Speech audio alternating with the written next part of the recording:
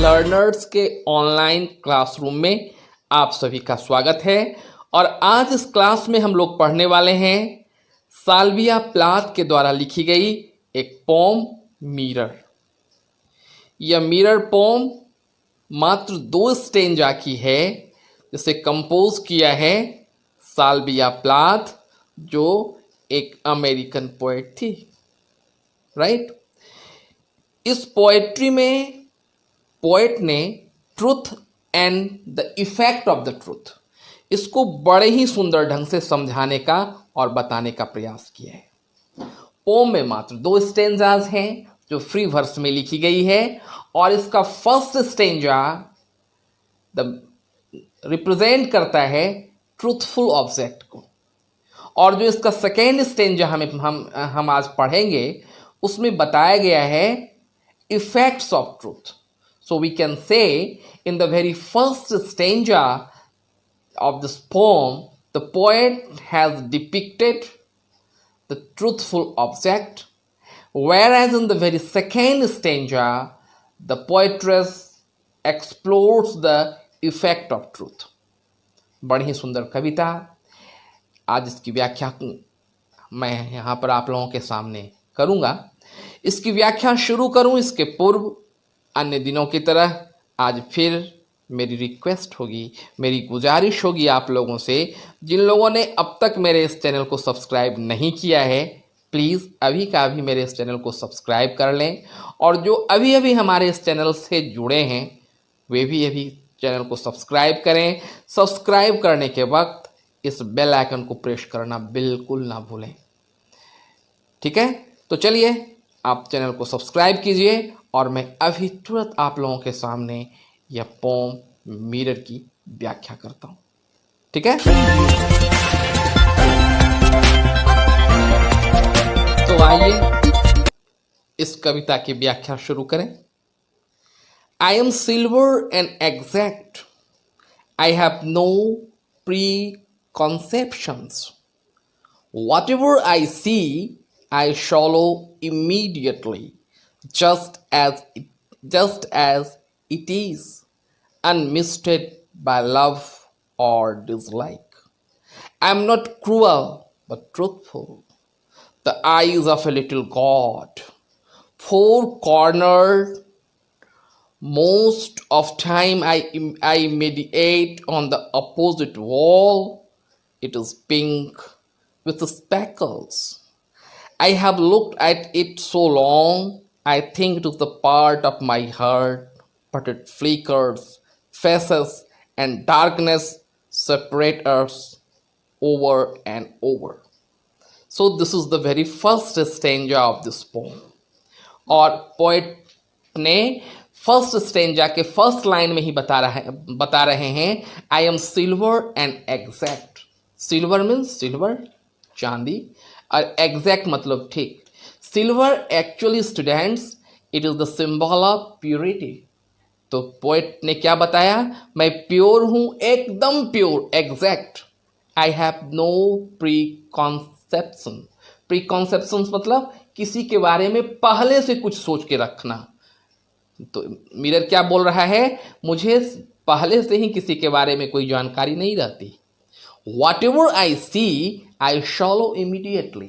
जो कुछ भी मैं देखता हूं, मतलब मेरे सामने जो कुछ भी आता है, I follow मतलब मैं निगल लेता हूं तुरंत उसे, मतलब मैं उसे ही निकल कर सामने वाले को दिखाता हूं।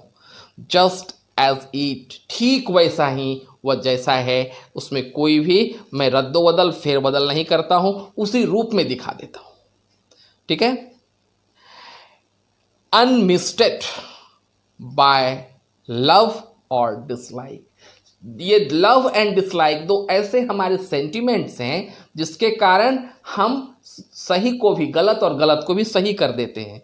लेकिन मिरर बता रहा है हमें अनमिस्टेड मतलब क्लियर बाय लव और dislike, means I have no influence of love और dislike. Whatever I say I show it is pure because I am biasless. मेरे पास कोई भी किसी के प्रति कोई पहले से जानकारी नहीं होती है। I am not cruel but truthful. Poet बता रही है कि मिरर क्या बता रहा है कि मैं क्रूअल नहीं हूं, लेकिन हां मैं सच बताता हूं। The I of little God, क्या बताया जा रहा है? आई ऑफ लिटिल गॉड मतलब जैसे ईश्वर एक दृष्टि से सबको देखते हैं, इस for God each and every creature are equal, similarly here the mirror says I am just like a eye of God. और यहां पर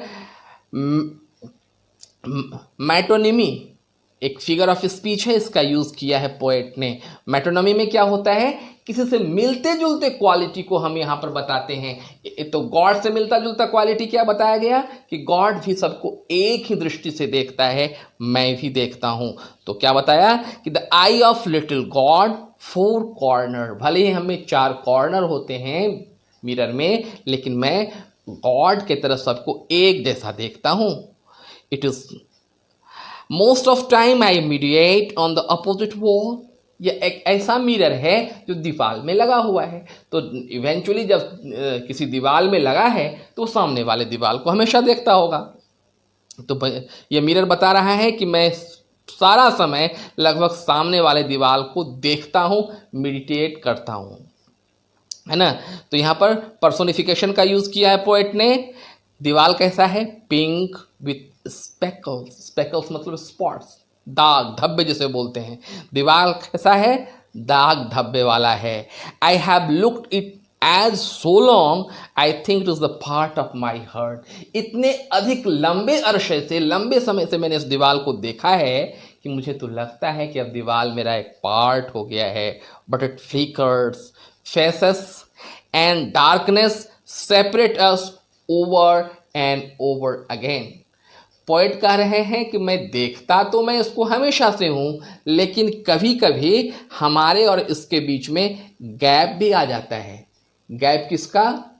अंधेरे का। अगर अंधेरा आ जाए तो यह दिखाई नहीं पड़ता, या किसी का फेस जब मेरे सामने आ जाता है तो मैं इसे नहीं देख पाता। अन्यथा इसके अलावा इस सिचुएशन को अगर छोड़ दें तो हमेशा मैं दीवार को ही देखते रहता हूं।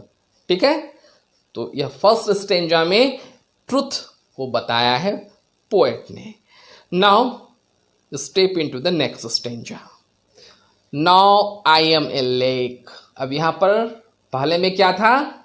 बताया था कि मैं सिल्वर एग्जैक्ट हूं। अब यहां पर बता रहा है इसमें मैं अब लेक हूं। लेक मतलब पॉन्ड, वाटर बॉडी है यह। ए वुमेन बैंड्स ओवर मी, मेरे ऊपर कौन झुका हुआ है?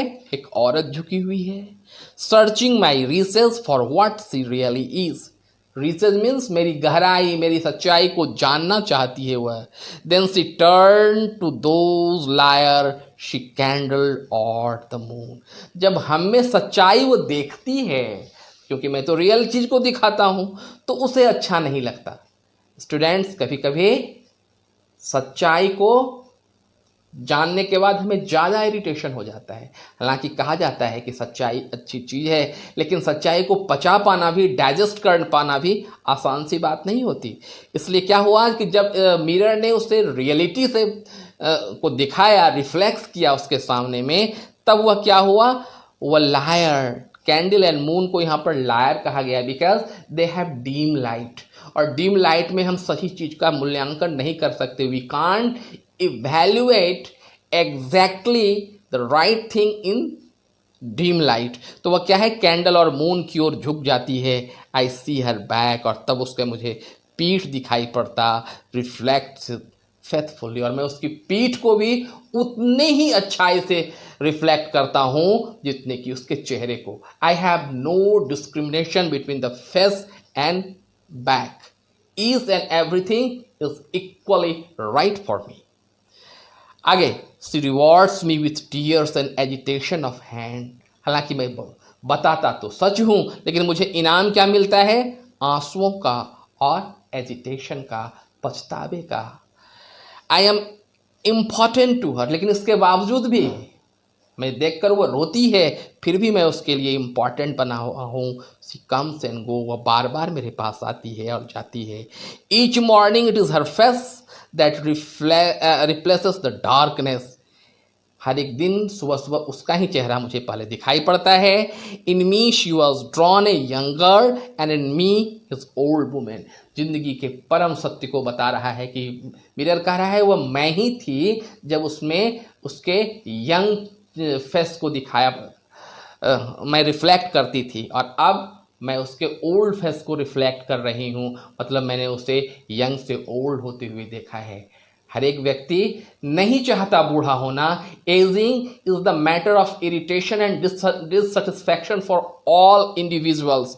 इस बात को यहाँ पर हाईलाइट किया है पोएट ने कि उसे बुढ़ापेपन से दूर है, अपने बुढ़ापे से दूर है, but yes this is the reality. मैं उसे हमेशा दिखाता हूँ। राइज टुवर्ड्स हर डे आफ्टर डे। उसमें जो बुढ़ापा, जो एजिंग आता जा रहा है, वो हर एक दिन बढ़ता जा रहा है। And like a terrible fish, और वह छटपटाती कैसे है? एक मछली की तरह, राइट।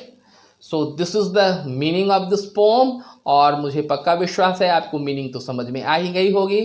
अब इसके कुछ फिगर ऑफ स्पीच के बारे में बात कर लें। तो जैसे मैंने कहा पर्सोनिफिकेशन का बात किया गया है, क्योंकि मिरर यहाँ पर बात करते हुए हमें दिखाई पड़ रहा है।